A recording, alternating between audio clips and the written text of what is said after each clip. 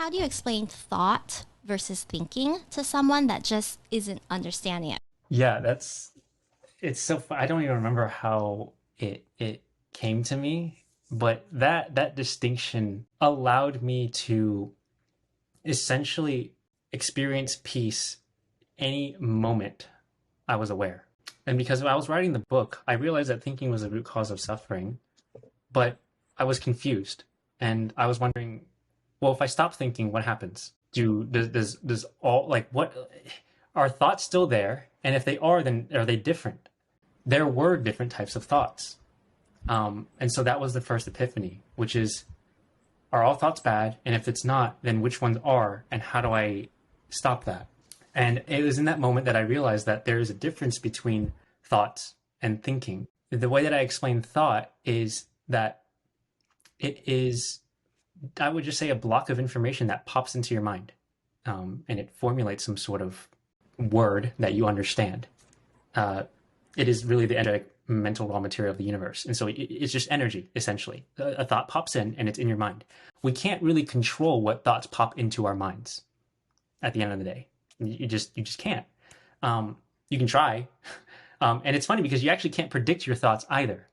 You can try to, but you really don't know what's going to pop in next. And if you did, it's just thinking. So there's a big distinction between that. And so I realized that thoughts are inherently neutral. There's nothing good or bad about them. But when we start suffering is when we start to think about the thoughts. So let's say the thought now is, I am outside. That is a thought. That is what it is. Thinking would be, it is unbelievably hot and I'm dying. Like that is thinking onto the thought. And that's what causes our suffering. But if we were just outside, that's it. No problem. Or my mom said this to me, which is whatever it is. She made a comment about my shirt or whatever, like your shirt doesn't look that great. That's a thought, and I received that, and I can understand that. That inherently doesn't do anything.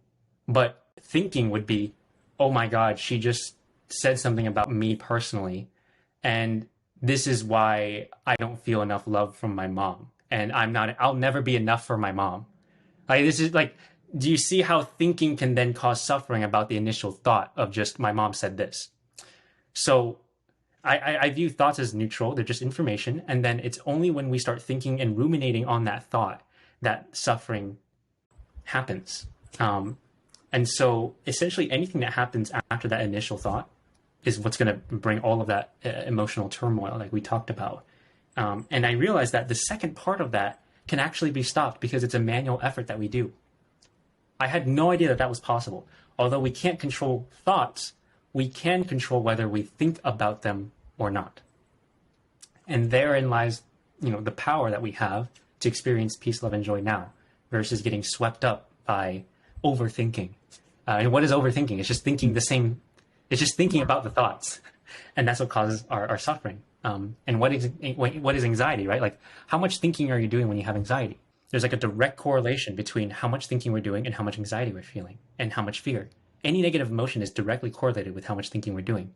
What emotion do you feel when you're not thinking? Great. Peace, Yeah. calm. Yeah. Just living in the moment. Yeah. In the moment, right? Yeah. That's exactly it. And that's what hit me. It's that without thinking, we experience what we actually are. We experience our true essence. It's beyond words. And that's why that's why truth isn't words. What I'm saying is not truth. It's pointing to the truth. But the truth is really a feeling at the end of the day. Just like the word apple isn't actually an apple, but it points to an actual apple. So once we get past the like linguistic concepts in our minds and we actually experience what it is, that's truth. That's why I always say in the book as well, the truth cannot be intellectualized. It can only be experienced. And that's an example of it, of what happens when there's no thinking going on. But let me know if that makes the distinction between thoughts versus thinking.